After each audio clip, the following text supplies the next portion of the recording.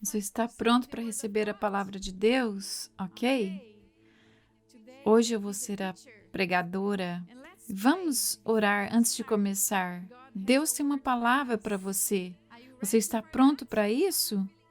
Você está sentindo calor? Ah, eu oro para que o poder do Espírito Santo possa aquecer o seu coração, da mesma maneira que esse clima, está quente, que o seu coração esteja queimando pelo Senhor. Vamos orar.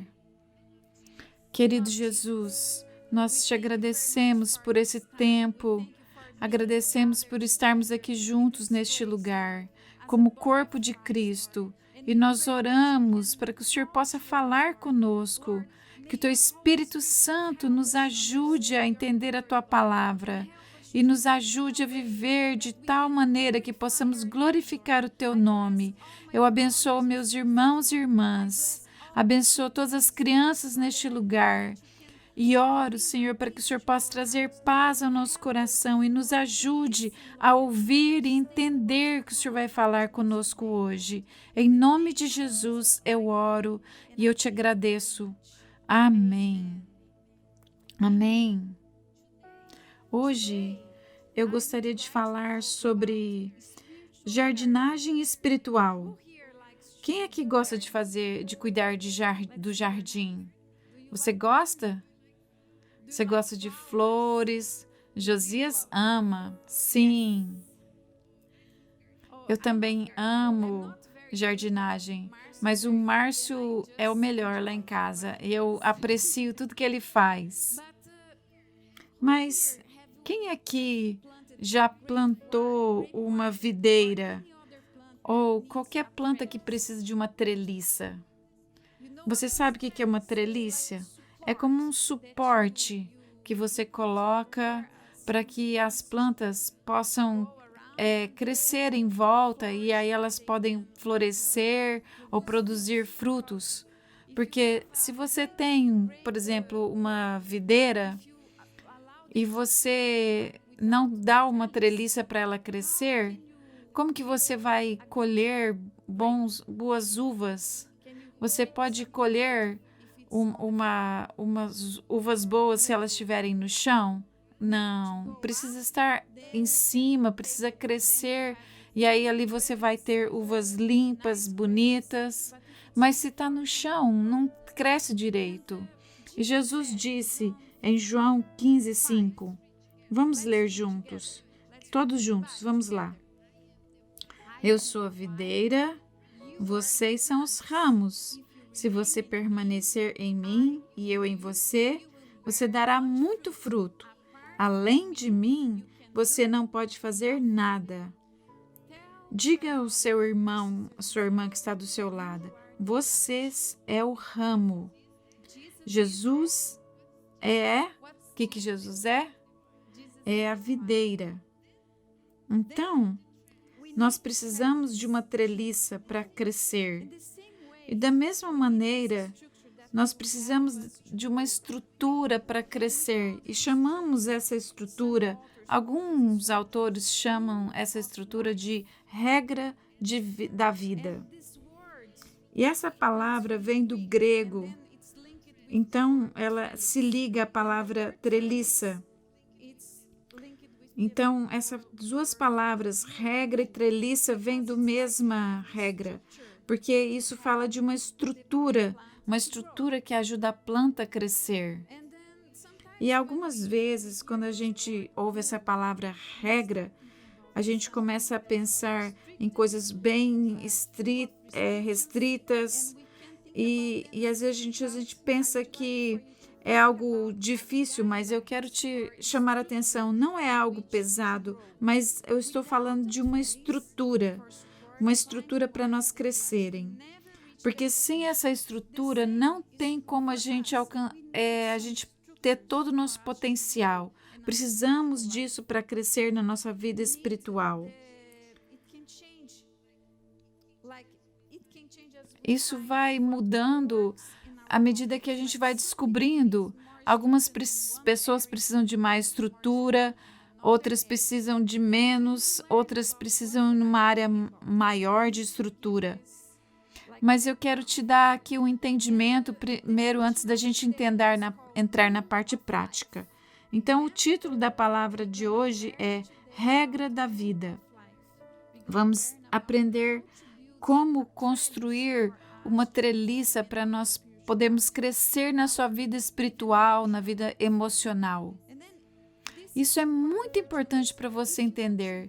Se você crescer na sua vida espiritual com Deus, se você tem vontade de crescer e amar Ele mais, você precisa dessa estrutura.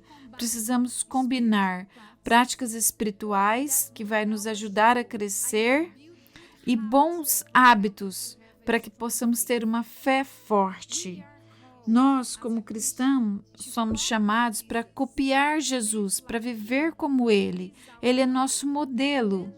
E é por isso que a gente precisa de estrutura para a gente crescer, para que a gente possa crescer espiritualmente. Precisamos tirar coisas que desagradam a Deus do lado de fora e pôr coisas que agradam a Deus. Muitas vezes nós, como cristãos, não somos intencionais, somos funcionais. Nós vivemos uma vida no piloto automático. Damos as coisas de maneira automática, não prestamos atenção. Nós precisamos achar o que estamos fazendo automaticamente e não agrada a Deus e mudar para coisas que agradam a Deus, prestar atenção. Algumas coisas que talvez podem ser sua regra de vida é ir à igreja todo domingo, participar da sua célula durante a semana, às vezes ir para reuniões de orações. E alguns talvez tenham o hábito de ler a Bíblia 10 minutos todo dia e orar antes de ir para a cama ou quando acorda. Então você tem uma certa estrutura para crescer, mas para crescer precisamos de mais, porque a minha pergunta, eu gostaria que você olhasse para o seu coração. Você se vê como uma pessoa frutífera? Você está totalmente conectado com Deus 24 horas por dia? Você está conectado com Ele todas as horas do seu dia? Ou somente quando você vem à igreja, ou somente quando você vai à cela, ou nas reuniões de oração, ou quando você lê a Bíblia por 10, 15 minutos. Se você ama a Deus e quer crescer espiritualmente, você precisa começar a fazer escolhas sábias. Como você vai usar seu tempo? Porque às vezes a gente coloca Deus em pequenos espaços do nosso dia e no restante do dia Deus não está presente. E aí a gente não cresce espiritualmente. Precisamos focar mais no desenvolver melhor. Por exemplo, Daniel, ele foi um exemplo para nós. Ele viveu num país que ninguém acreditava em Deus. Ele viveu na Babilônia. E o povo ali da Babilônia, eles olhavam para as estrelas e para as imagens para receber direção e faziam muitas coisas que eram contra a lei de Deus. Mas Daniel, ele foi capaz de ficar fiel a Deus, mesmo ali trabalhando para o rei da Babilônia. E nós estamos na mesma situação. Nós não vivemos dentro da igreja o tempo todo. Nós vivemos no mundo. E, por exemplo, porque Daniel tinha essa estrutura de vida, ele tinha essa regra de vida, ele tinha essa treliça que segurava ele. Nós sabemos ali em Daniel capítulo 6 que ele usava orar todos os dias, ele costumava orar todos os dias 3 vezes. E isso protegia a vida dele, porque ele estava sempre na presença do Senhor. Imagine você orando 3 vezes ao dia. Você acha que daria conta? Parar para orar 3 vezes por dia, de manhã, no meio do dia e no final do dia antes de ir para a cama? Eu vejo alguns aqui falando sim, outros pensando, eu não sei como que eu faria para fazer isso. Mas precisamos avaliar isso, porque Daniel conseguia fazer isso. ele também renunciou a algumas coisas. Por exemplo, ele não comeu a comida contaminada a comida contaminada do rei, ali no capítulo 1 de Daniel. Então, sobre as orações dele, você pode ler Daniel 6.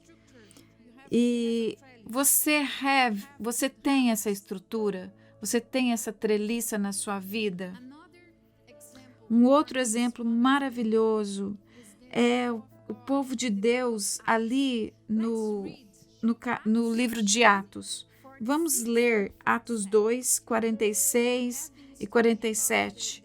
Nós temos estudado sobre a igreja primitiva nessas últimas pregações, mas eu gostaria também de olhar aqui nesse texto, versículo 46, capítulo 2. Todos os dias eles continuaram a se reunir no pátio do templo, partiam o pão em casa e comiam juntos com o coração alegre e sincero, louvando a Deus e gozando da graça de todo o povo. E o Senhor aumentava diariamente o número daqueles que estavam sendo salvos.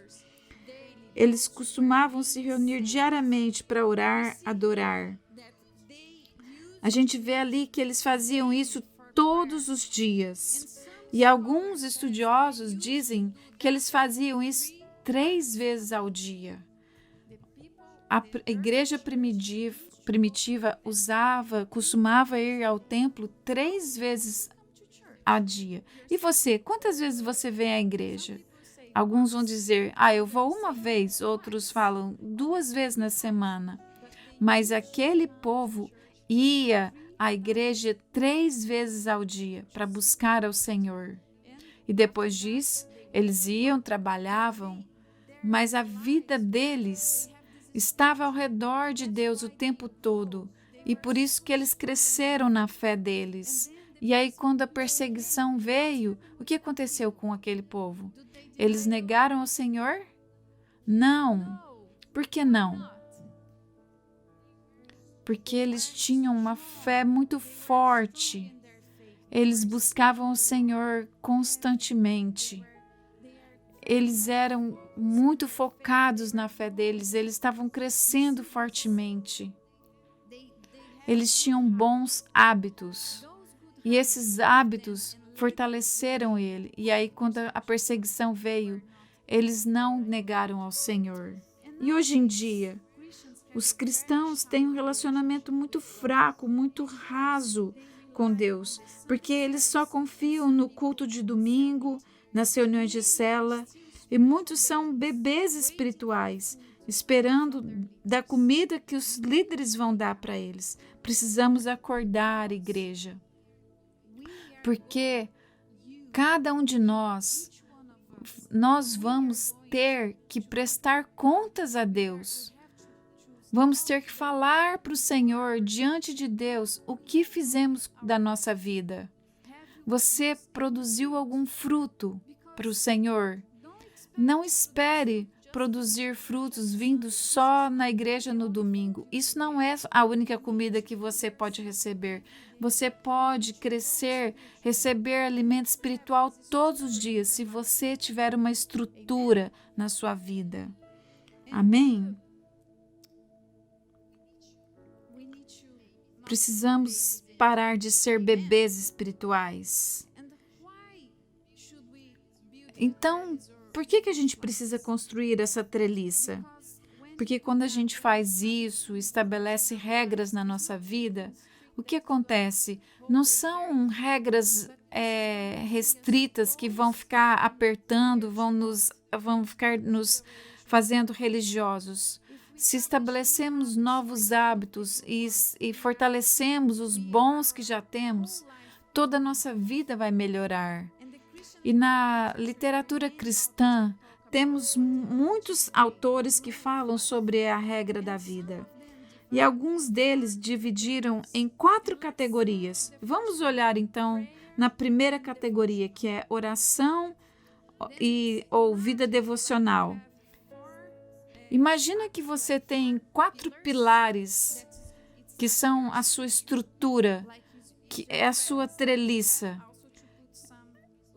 Então elas estão ali no horizontal e você tem também um espaço como um ramo para crescer. Você está conectado em Jesus.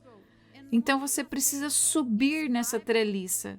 E uma dessas coisas que faz você crescer e subir nessa treliça é ler a Bíblia todos os dias, meditar nela, estudar. Precisamos ter tempo de oração. Precisamos aprender a nos aquietar em Deus, escutar o que Ele está falando conosco, ler também bons livros cristãos. Precisamos investir nosso tempo nessa área. Então, oração e devocional, leitura é o primeiro ponto. Segundo ponto é descanso. Você sabia que Deus se interessa no seu descanso? Ele quer ver você descansando. Por quê? Porque se você não descansa, você não produz. Se você está sempre cansado, como você pode produzir algo para Ele? Precisamos aprender a descansar, depender do Senhor. Ter um dia de folga. Temos que tirar um dia de folga semanal. Quando a gente não faz nenhum trabalho de casa, e a gente não precisa trabalhar e a gente diverte com a nossa família. Você também precisa dormir bem. Não leve seu celular para a cama. Vá para a cama e descanse. Descanse bem. Se você não descansar bem, você não vai poder trabalhar no outro dia, porque você vai estar muito cansado. Precisamos também ter atividades criativas. Precisamos brincar com os nossos filhos. Precisamos brincar na nossa família, com os nossos amigos. Se você não tem filhos, brinca com o seu esposo, sua esposa. Então, precisamos divertir com o nosso casal. Por exemplo, minhas filhas não moram mais comigo, mas eu e o Márcio, nós encontramos uma maneira de nos divertir. Então, precisamos investir nisso. Terceiro ponto, trabalho e atividade. Deus nos deu os dons e Ele quer que a gente use nossos dons, nossos talentos para a glória de Deus. Se você tem dons, você é bom com criança, você é bom para servir na recepção, ou você gosta muito de orar, ou você gosta de dançar, tocar instrumentos, cantar, use seus talentos. Eu, por exemplo, amo aconselhar e eu uso esse tempo também para aconselhar pessoas. Eu trabalho no centro de aconselhamento e eu dou meu tempo ali para abençoar as pessoas. Eu vou aqui num café da cidade, eu ajudo ali de graça, porque é um dom que Deus me deu e eu vou ali para ajudar as pessoas. E se você tem dons, você deve usar eles para glorificar ao Senhor. Talvez não vai ser na igreja, mas você deve abençoar as pessoas com seu dom. Encontre uma maneira de usar isso para a glória de Deus. Um outro ponto, talvez você vai falar, isso não é algo que Deus está interessado, mas você precisa entender, cuidar do seu corpo é parte também disso. Deus está interessado. Se você não é saudável, como você pode servir ao Senhor? Precisamos cuidar da nossa saúde, precisamos fazer exercício, comer comida saudável, porque você poderá, assim, servir muito melhor a Deus. E o 4 ponto, relacionamento, saúde emocional, precisamos cuidar, porque se somos pessoas muito ansiosas, não tem como. Precisamos aprender a confiar no Senhor.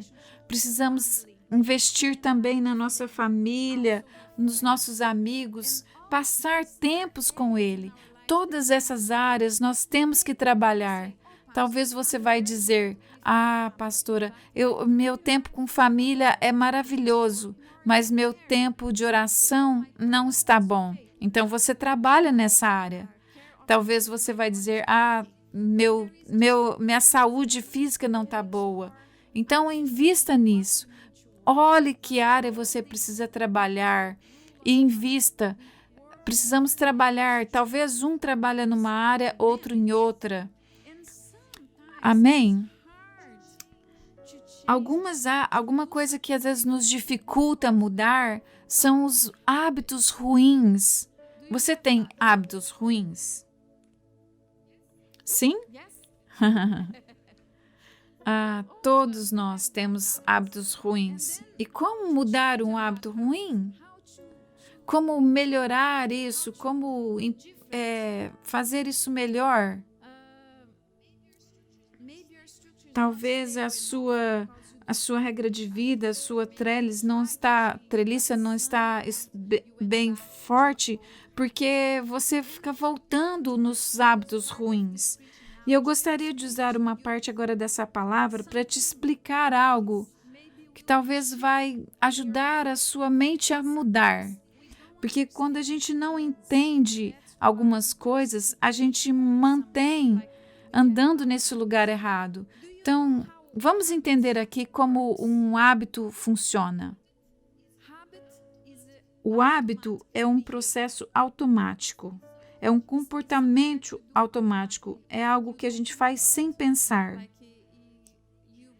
Por exemplo, escovar seus dentes. Você precisa pensar como você escova seus dentes? Você só põe a pasta ali e você vai ali e escova.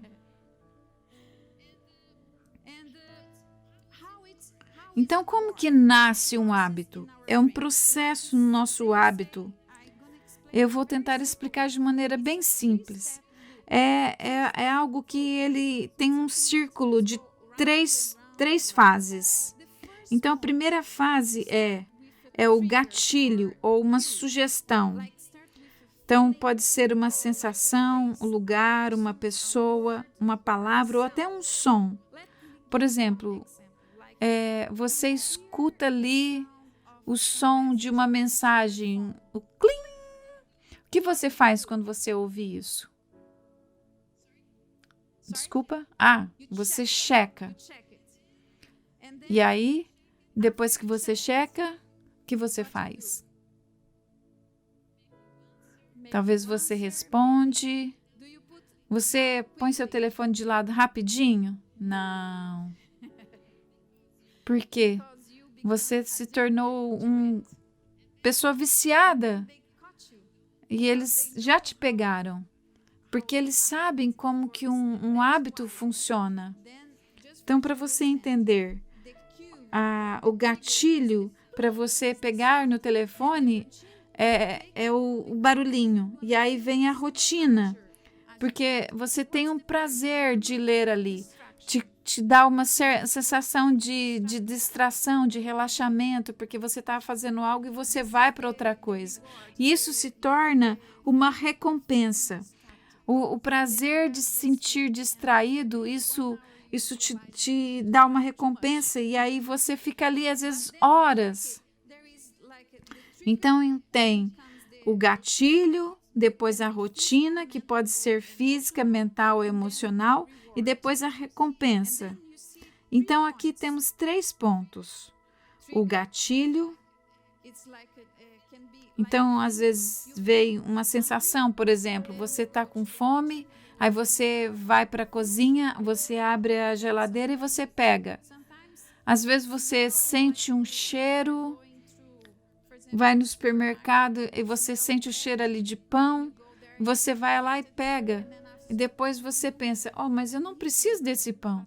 Mas o cheiro fez você pegar o pão. Então, algumas vezes a gente faz coisas automaticamente, a gente nem pensa no que está fazendo. E aí, à medida que a gente repete isso várias vezes, isso se torna um hábito. Mas um hábito, ele também pode ser ignorado, ele pode ser trocado. E nosso cérebro, ele ama hábito, porque você não usa tanta energia do seu cérebro. Você sabia que 20% do oxigênio do seu cérebro, do seu oxigênio vai para o seu cérebro? Então, 20%. do seu oxigênio vai para o seu cérebro. E aí o seu cérebro ele vai tentar economizar o máximo de energia. Quanto mais coisas automáticas você fizer, menos energia seu cérebro usa. E ele vai ficar menos cansado. Então, por exemplo, você quer, por exemplo, eu quero dar aqui algumas coisas para você entender como que você pode mudar seu hábito. Vou dar aqui 5 pontos para você. Você precisa, então, criar novas deixas, novos gatilhos. Então, você precisa criar bons incentivos. Você sabia que para você mudar um hábito, você só precisa de 20 segundos para mudar esse hábito? Vou te explicar melhor. Por exemplo, você quer ler a sua Bíblia todas as noites. Então, onde você tem que pôr sua Bíblia? Bem longe de você? Não, precisa estar bem pertinho de você. E aí você determina, eu vou para a cama e a primeira coisa que eu vou fazer, eu vou ler minha Bíblia. Então, a sua Bíblia tem que estar ali, perto de você. E onde o seu telefone vai ficar, seu celular? Bem longe. Por quê? Porque eu sei que se meu telefone estiver do meu lado, é claro que eu não vou ler a Bíblia. Eu vou pegar o telefone e vou checar ele. Então, se você quer construir um novo hábito, por exemplo, de ler a Bíblia, você põe a Bíblia do lado de você e põe o telefone longe de você. Para desenvolver isso na minha vida, eu comecei a colocar meu telefone para carregar em outro cômodo, num outro quarto, porque eu sabia que ele estava me atrapalhando.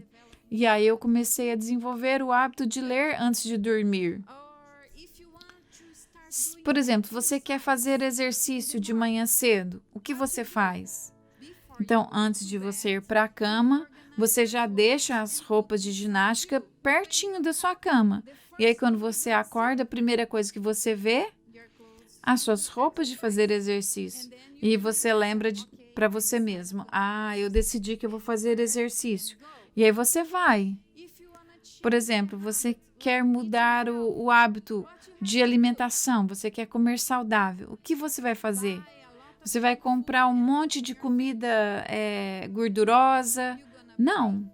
Você vai comprar comida boa, saudável, e você vai ter que pensar sobre a sua comida antes. Porque se você não planeja, quando você chega em casa e você está com fome, o que você vai fazer? Você vai pegar a primeira coisa que você vê na sua frente.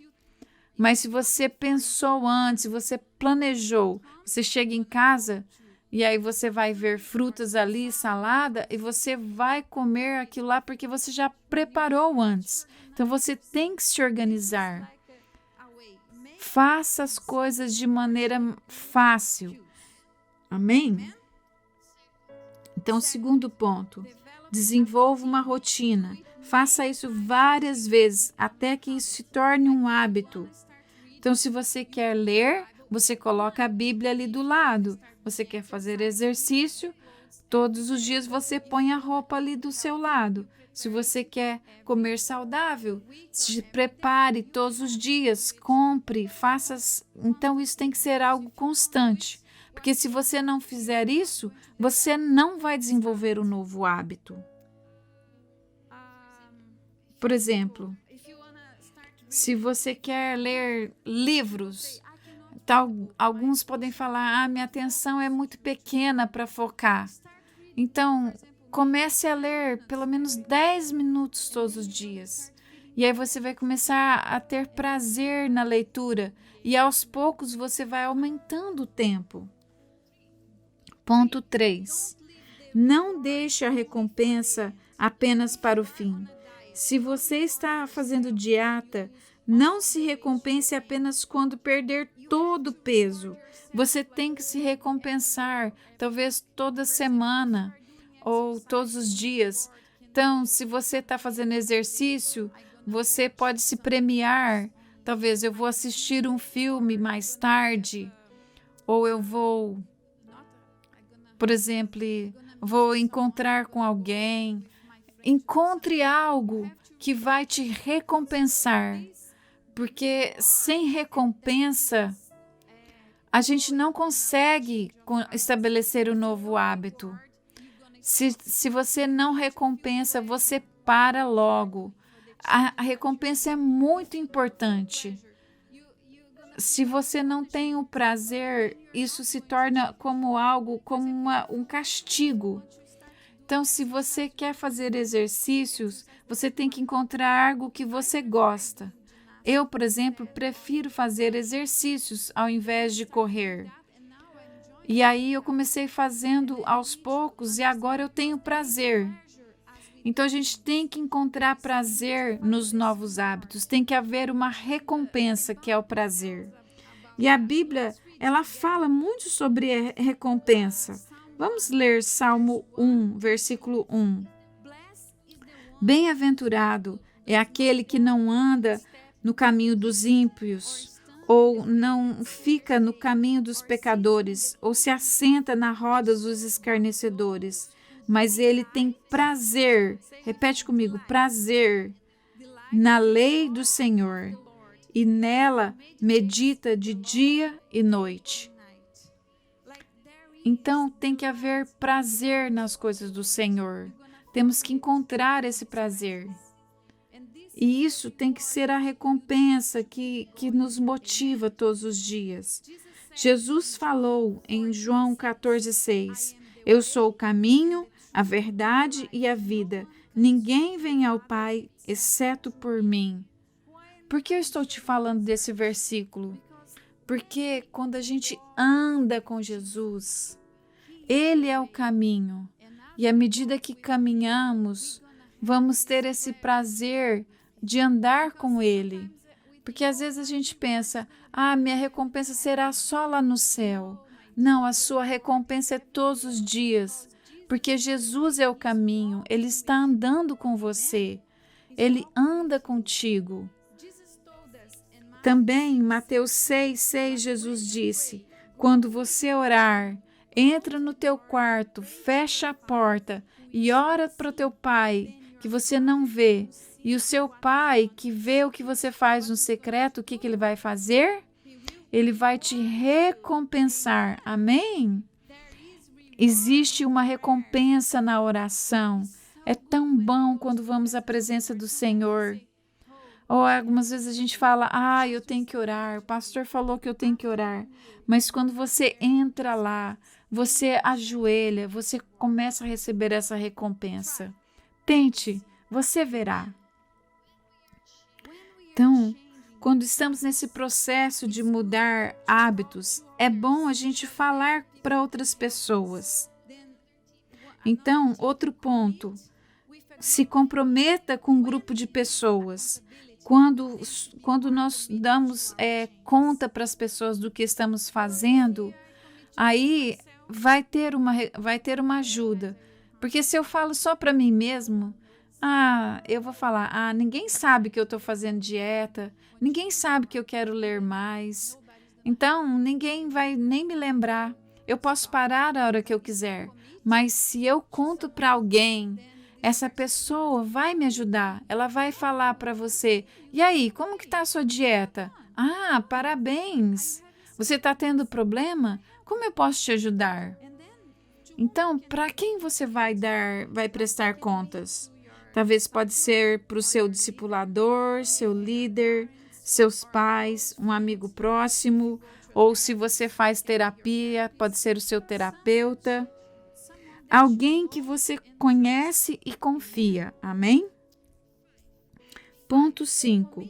Comprometa-se com quem vive dentro de você. Isso é muito importante. Como cristãos, somos templo do Espírito Santo e somos chamados para agradá-lo. Em 1 Coríntios 6, 19 e 20 fala assim: Não sabeis que o vosso corpo é templo do Espírito Santo que está em vós? E você recebeu ele do Senhor?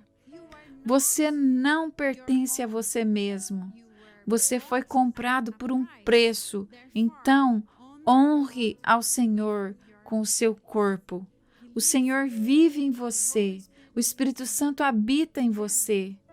E você tem que construir esses novos hábitos, porque Ele vive em você. Ele está dentro de você. E não peque contra o Senhor, mas dê glória ao Senhor com sua vida, com essas regras de vida, com a maneira que você vê, porque você foi chamado para glorificar ao Senhor todos os dias com tudo que você faz.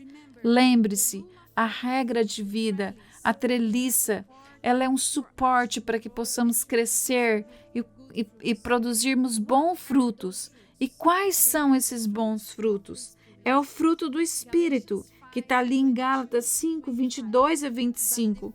Mas o fruto do Espírito é amor, alegria, vamos falar juntos? Amor, alegria, paz, tolerância, benignidade, bondade, fidelidade, mansidão e domínio próprio.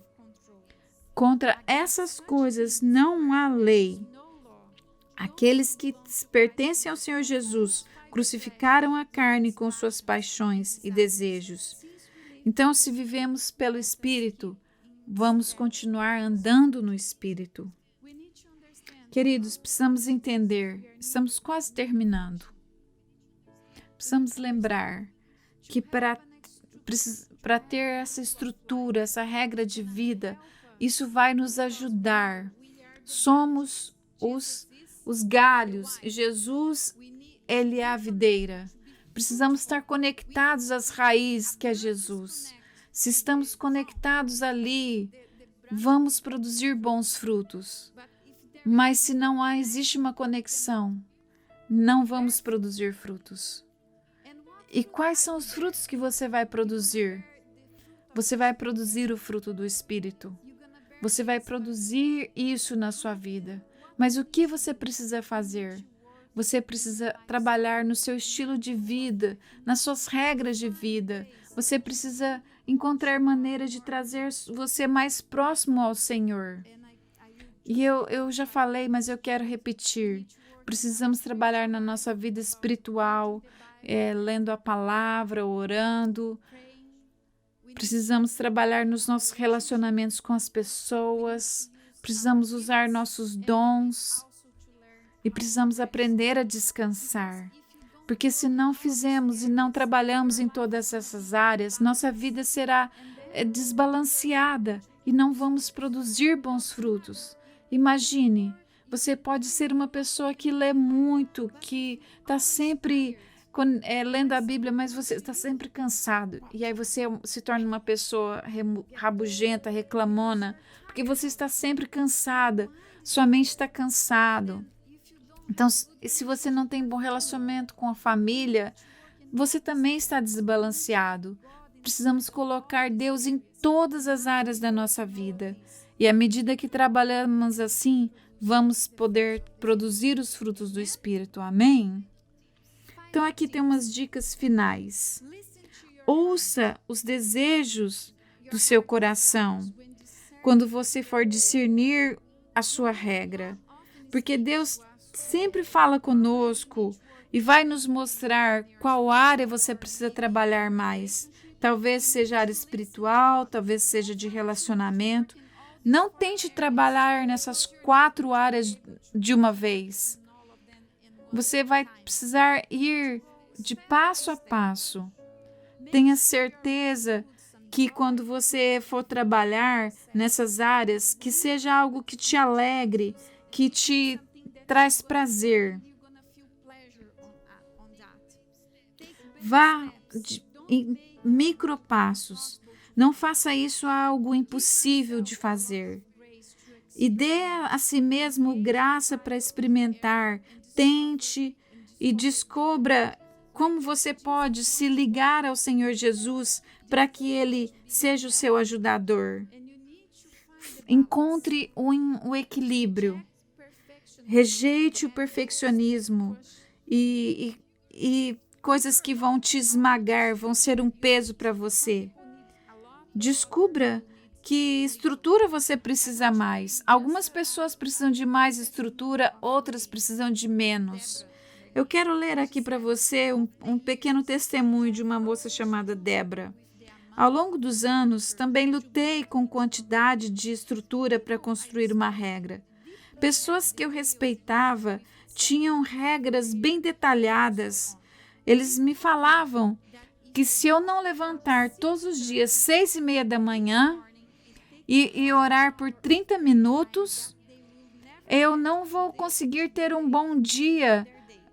Mas isso para mim não funcionou.